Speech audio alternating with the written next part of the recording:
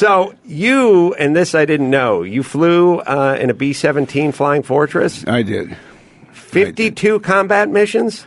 When we went over, we were on a mission basis, and that is some flights we got credit for 2 missions because we were in the area that long.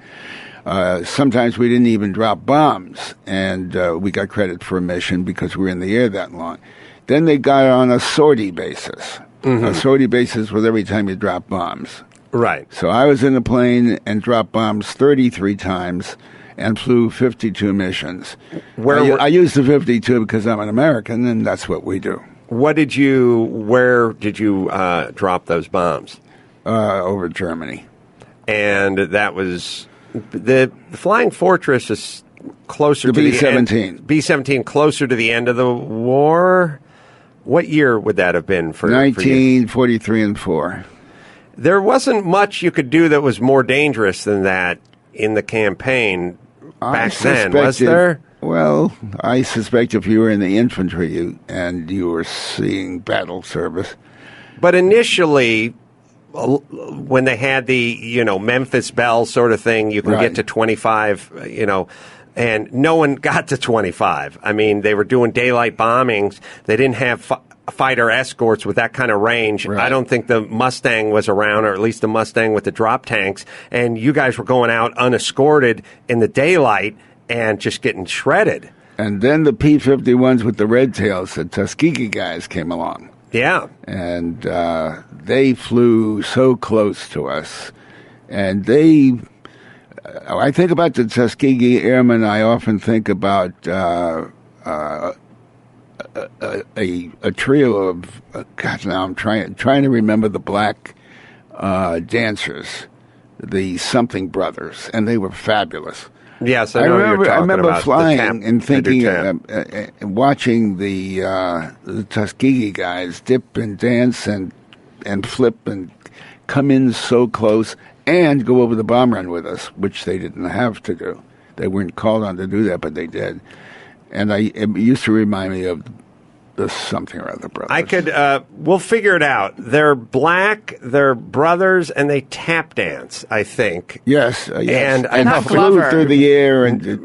narrowed it down to 250 million guys. It was like Savian Glover. Yeah, it was something like that. They're brothers, they're amazing tap artists in the 30s or 40s. Nicholas Brothers. The Nicholas Brothers. So the idea, and if you guys could imagine this, I mean... when you're flying in Southwest, you hit a little turbulence as you're going into Vegas and your kind of stomach jumps up in your mouth. Imagine flak. I mean, imagine you're flying and people are on the ground trying to shoot you down. And in the air, trying to shoot you down. The Luftwaffe in Messerschmitts. The same thing in the air, yeah. And your plane is skinned with aluminum. And when they open up on you, the bullets just go right through it. They go right through the plane. I mean, I don't even know if they would slow down. Mm-hmm. That had to be the most nerve-wracking experience in the world. It's like an afternoon in somebody else's life for me, or a chapter in somebody else's book. It's hard to remember it all. I mean, I remember it clearly, a lot of it, but emotionally, it's really hard to connect. You must have been so young. How old were you? I was 20, 21. It's not the kind of thing I don't think you can get 40-year-olds to do that job. Here's what I've often thought: we live lives end on end and lives within lives. I lived a life in kindergarten. I lived a life in the first grade. I lived a life with my parents. I lived a life in high school, the chemistry class, the debating class. By the time I had to get into that plane, I'd lived so many lives that I don't think any of them were. I didn't think I was going to now live one that was going to end. Mm-hmm. They never ended. They just one followed the other. So that's the secret, I think. I didn't think, no matter who died, no matter how many planes didn't come back, I couldn't believe it was going to be me. What was the closest scrape you had or the time that you saw some planes go down around you or bullets fly? Well, what comes to mind quickly is my best friend, who was a radio operator on another plane, Jimmy Edwards was his name. And we trained together, and we flew over together. We flew on each other's wing. And the first time we were set to fly, we got up in the morning, and we happened to have breakfast. We didn't happen to. We saw to it we had breakfast together. But then we each had to go to the John. There's a long row of... And you're flying out of England, right? No, Foggia, Italy. Oh, you're flying out of Italy? 15th Air Force, out of Foggia, Italy. We met the 8th Air Force flying out of London, out of England, but we flew out of Italy. And the second time, and the flight was canceled. Mm-hmm. The second time we were due to fly, we already a tiny bit suspicious, or maybe it happened accidentally, but we sat down again after breakfast. Mm-hmm.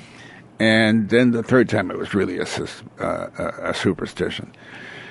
The fifth time or sixth time, or whatever, when we really took off and flew the very first mission, we were rushing from the commissary to the Johns to the latrine, and which was just a hole in the ground, but there were like 30 of them. And a lieutenant stopped us and said, "Where are you going?" "We're going to the John. Get on the Jeep. We're going to the flight line." Couldn't talk a minute. We just wanted to just touch down. Jimmy didn't come back. It was our first mission. I think it was Frankfurt, and his plane went down.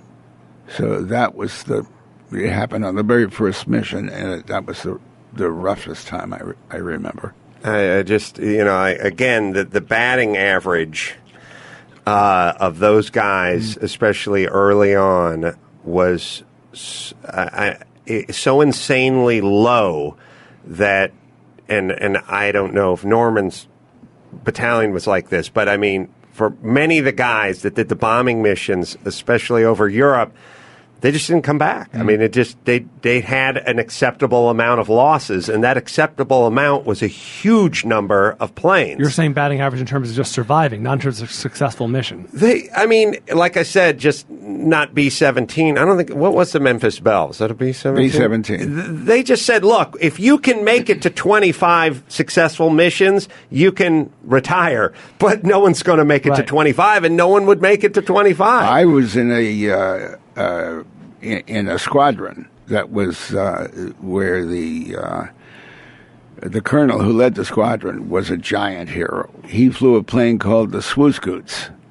The Swoosh Goose or the Swoosh Goose? Yeah, it was very famous. And his name was Frank Kurtz. And he named his daughter after his plane, and that's Swoosie Kurtz. Oh. Wow. Yeah. Mrs. Kevin Bacon. Jesus. Mrs. Kevin Bacon is right. Wow. That is incredible. What was your plane? Did your plane have art on it? Did it have a name? My plane was Umbriago. Do you remember Umbriago? No. You remember Jimmy Durante? Sure.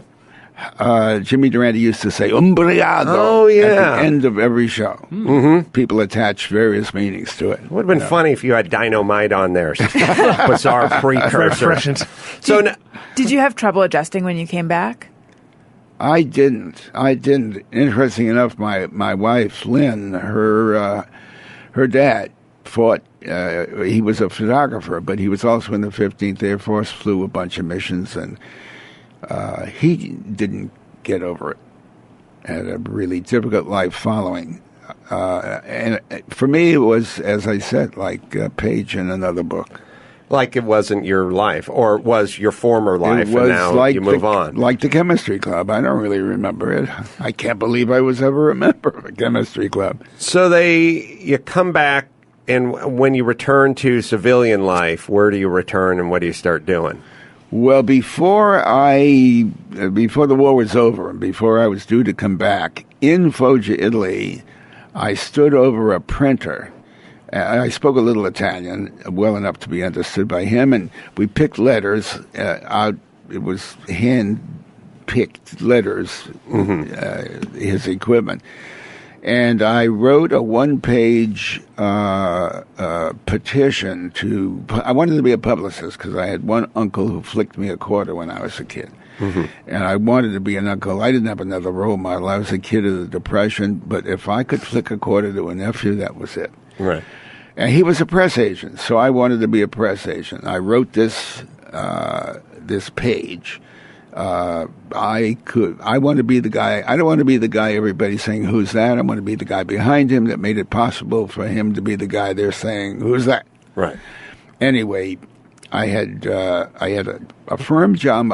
He sent it to about 20 publicity houses in New York, Chicago, and L.A. I had one firm offer, and I had an offer for an interview out of all of that. And so I became a press agent. I was a press agent for a little while. And when did the comedy start kicking in? It really started there because my job was to write funny things for our clients to say in a variety of columns. There was Walter Winchell and Leonard Lyons and Dorothy Kilgallen. There was a whole bunch of... There were 8 newspapers in New York at the time. There's a big comment on our times. 8 newspapers in New York, and each of them had a famous columnist. Right. So my job was to write funny things. I got fired for writing funny things, as a matter of fact. Because they wanted you to sort of stick with the format a little more? Well, I went over the top, I guess, a couple of times. We had a show called... Have I got time to tell you this? Yeah. We had a show called Are You With It? It was a review. And sketches and songs and so forth. And one of the acts in Are You With It was Buster Shaver and his midgets. And his lead midget was named Olive. Mm-hmm. So I wrote and Dorothy Kilgallen printed Buster Shaver and Olive seen shopping Fifth Avenue. He on foot, she on a St. Bernard. Yeah. I was fired. Wow. It's weird how it's weird that you would have been, that was 1950. 49. So you get fired for that in 1950, and then there'd be a long stretch of time when you wouldn't be fired for that, and now you may be fired for again, it. yeah. Full circle. We've come full circle in the who's getting fired for saying what department.